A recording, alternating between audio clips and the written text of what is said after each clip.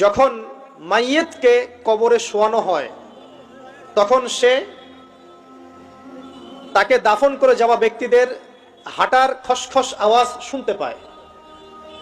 এরপরে তাকে যখন শুইয়ে দেওয়া হয়, সে যদি মুমিন ব্যক্তি হয় তাহলে তার মাথার দিকে তার সলাত এসে দাঁড়িয়ে যায়। দুনিয়াতে আপনি যে নামাজগুলো পড়েছেন, আমি যে নামাজগুলো পড়ছি, এগুলো মাথার দিকে দাঁড়িয়ে যায়। ডান দিকে চলে আসে তার সওম, সওম মানে কি? রোজা। বাম দিকে চলে আসে যাকাত। তারপরে পায়ের দিকে চলে আসবে তার আত্মীয়তার সম্পর্ক রক্ষার ইবাদত, তার এই যে অন্যান্য দান সদকা, তার নফল আমল, তার তাসবিহ তাহলিল, তার কোরআন তেলাওয়াত ইত্যাদি পায়ের দিকে চলে আসবে।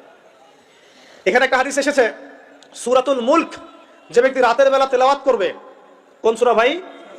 তাবারাকাল্লাযী বিয়াদিহিল মুলক ওয়া হুয়া আলা কুল্লি শাইইন কাদির।